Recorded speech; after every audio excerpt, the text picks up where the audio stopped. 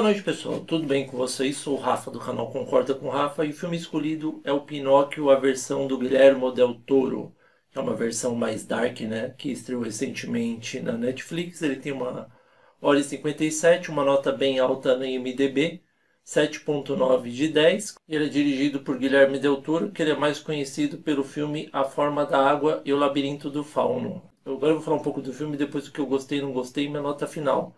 Mas se você gostou do vídeo, pessoal, dá um joinha para fortalecer o canal. Não se esqueça de seguir o @concorda com Rafa no Facebook, tá? Eu tenho Facebook e YouTube. Então vamos lá falar dessa versão completamente inusitada e diferenciada que o Del Toro nos proporcionou.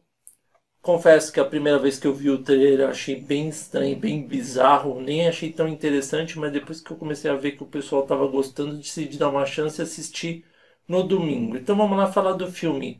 Primeira diferença, pessoal, a história do Pinóquio sempre se passa em 1800. Na versão do Guilherme Del Toro, ele optou em passar em 1930, mostrando o lado do fascismo italiano.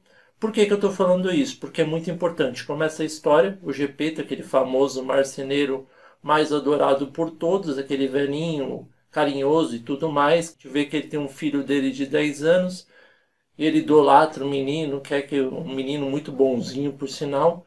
E o dia que ele estava acabando de terminar o Cristo, né, de fazer na igreja, ele sempre falou sobre, deu vários exemplos sobre as coisas, porque ele é muito perfeccionista, né? E aí o Carlo, que é o filho dele, pega uma pinha e ele fala que está faltando um buraco, até que finalmente ele encontra a pinha perfeita. Só que nesse mesmo dia, pessoal, a gente começa a ver que o Geppetto fica com medo, que ele começa a ouvir os aviões da guerra vindo atacar, e ele decide fugir, só que ele esqueceu que o Carlo voltou para pegar a pinha. Quando que ele volta, pessoal, vem uma bomba e cai.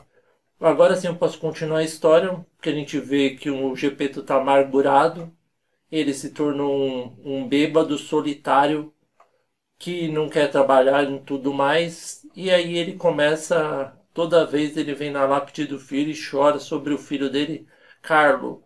E aí a gente vai vendo que ele, tão amargurado, decide pegar aquele pinheiro, que ele tinha enterrado ele perto de uma árvore, a árvore cresce e forma um pinheiro.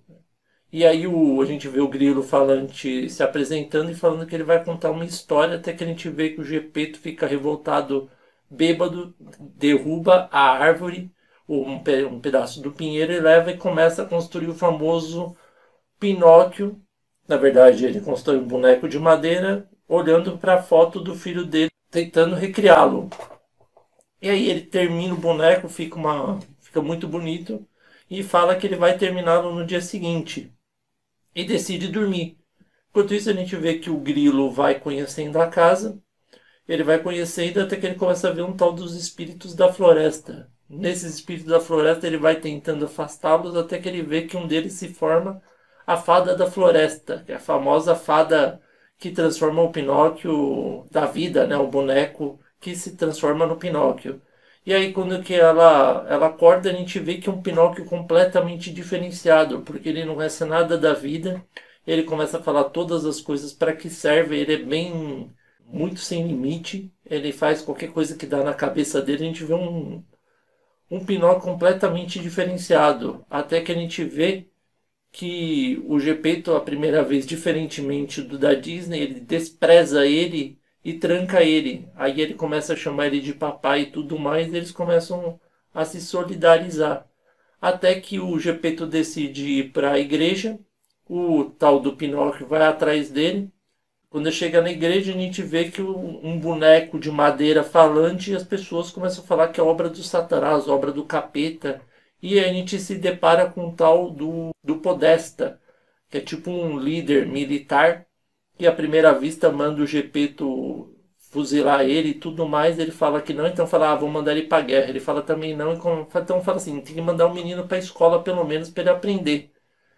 E aí no dia seguinte, ele dá o livro que era do filho dele pro Pinóquio e manda ele pra escola. Quando ele tá indo pra escola, ele se depara com um macaco observando ele, e a gente vê que ele é amando do tal do Conde Volpe. Conde Volpe é aquele cara do circo, pessoal, que ele descobre o Pinóquio, vai atrás dele, e oferece para ele um emprego, né, para ele se tornar uma estrela e tudo mais. Ele faz até um solzinho, decidem levar ele para lá. Ele vai se apresentando, ele se torna popular, até que a gente vê que o Gepeto vai atrás dele, né? Vem o Podesta atrás e fala que ele não foi à escola. O Gepeto começa revoltado a procurá-lo. Essa versão do Gepeto é mais ranzinza, é mais realista. Ele não é tão amoroso que nem outra versão, tão tolerante. Ele vai até lá, encontra o Pinóquio, dá mó chamada nele. Quando ele dá essa chamada nele, o Conde Volpe começa a puxar o Pinóquio de um lado e o Gepeto do outro. Um vai puxando cada um de um lado, até que o carro do Podesta acaba atropelando sem querer o Pinóquio. E aí, pessoal, a gente vai vendo que o Pinóquio aparece dentro de um caixão, ele sai do caixão, tem um monte de coelho jogando carta, umas coisas bizarras, bem estilo Del Toro, né? E aí, quando ele entra numa sala, ele encontra uma tal de um... Dizem que é a morte ou a esfinge, tem vários significados que eu fui procurar atrás. E ela fala que ele tem um dom, pessoal, o dom da imortalidade. Só que esse dom da imortalidade vai trazer sérios problemas para ele. Ela não explica direito, ele volta à vida, o fascista fica felizão que ele volta à vida, só que o Gepeto fala: ah, tudo bem, eu vou levar você de volta para casa, você vai começar a obedecer e eu quero que você seja que nem o Carlo que era o meu filho. Que até o Grilo explica a história para ele, ele fica emocionado. Só que o grande problema é que o Conde Volpe não vai deixar ele sair tão fácil assim do show business. Ele tem que pagar uma nota milionária para o Pinóquio ser liberado. E aí o Pinóquio fala com o Gepeto chama ele de fardo, que ele mete a boca nele, e a gente vai vendo que o Pinóquio decide ir atrás do Conde Volpe, aceita trabalhar com ele, contanto que ele mande 50% para o pai dele. E aí, como que o Pinóquio é fácil de ser manipulado, o Conde Volpe vai deitando e rolando até que o Gepeto decide segui-lo, porque o Grilo Falante dá uma lição de moral em cima dele, que ele devia ser um pai mais amoroso e tudo mais, e ele vai atrás dele.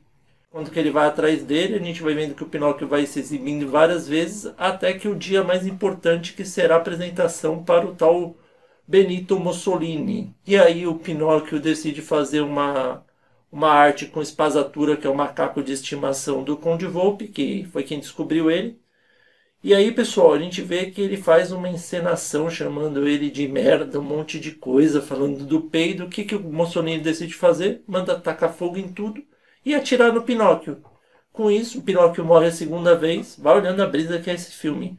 Ele volta, vem de novo pelos coelhos jogando carta, entra na sala até que a morte lá dá uma outra lição de moral nele, falando que ele tem um grande problema, porque conforme as pessoas vão passando os anos, ele pode ser imortal, mas as outras pessoas ele vai perder com o passar dos anos, que é uma mensagem muito importante.